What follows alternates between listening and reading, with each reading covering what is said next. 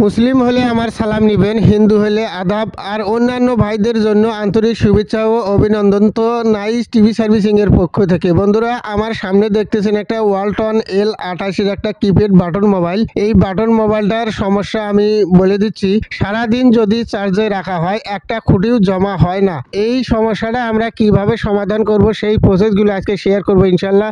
আপনারা শুধু ধৈর্য সহকারে ভিডিওটা কন্টিনিউ করবেন। তার আগে বন্ধুরা ছোট্ট একটা আপনাদের কাছে অনুরোধ, আপনারা যদি নতুন ইউটিউবার হন তাহলে চ্যানেলটাকে অবশ্যই সাবস্ক্রাইব করে রাখবেন, পাশে থাকা বেল আইকনটি বাজিয়ে দিবেন এই রকম নতুন নতুন ভিডিওর নোটিফিকেশন সবার আগে পাওয়ার জন্য। তো বন্ধুরা, আমার 1 নম্বর কাজ হইতেছে এখন মোবাইলটাকে খুলে নেওয়া। বন্ধুরা, আমি মোবাইলটা খুলে নিয়ে আপনাদের মাঝে আবারও হাজির হয়ে গেলাম।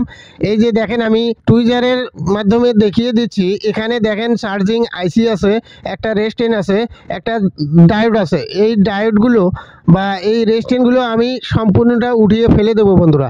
এই যে দেখেন, এখানে একটা জেনারেল ডায়োড দেখতেছেন। তার আগে বন্ধুরা স্ক্রিনে একটু লক্ষ্য করেন, আমার টুইজারের মাধ্যমে দেখেন আমি দেখিয়ে দিচ্ছি। দেখেন আমি ডায়োড, রেস্টেন, তারপরে চার্জিং আইসি আমি সম্পূর্ণটা উঠিয়ে ফেলে দিয়েছি বন্ধুরা।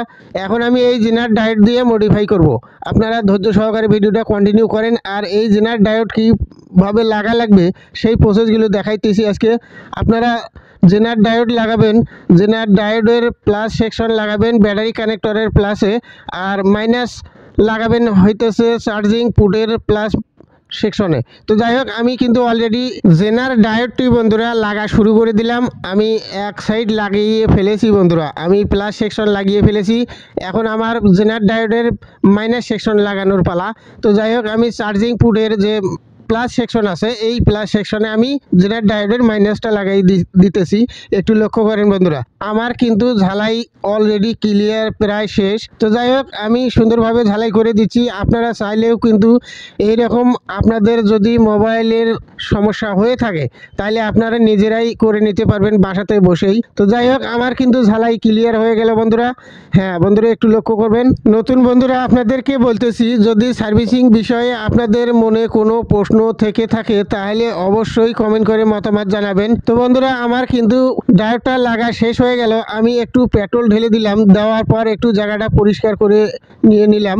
হ্যাঁ বন্ধুরা, দেখেন ঝকঝকা দেখা যাইতেছে। তো যাই হোক, আমি এখন যেটা করব চার্জে লাগাবো বন্ধুরা। একটু চার্জে লাগিয়ে আপনাদেরকে চেক করিয়ে দেখাবো সুন্দরভাবে। এই যে দেখেন, আমি চার্জার পিন কিন্তু হাতে নিলাম। এখন আমি একটু চার্জে লাগাবো বন্ধুরা। মোবাইলটার স্ক্রিনে বা ডিসপ্লেতে একটু লক্ষ্য করবেন। হ্যাঁ বন্ধুরা, আমি অটো চার্জারে কিন্তু চার্জ দিয়েছিলাম, একটা খুঁটি কিন্তু বাকি রয়েছে বন্ধুরা।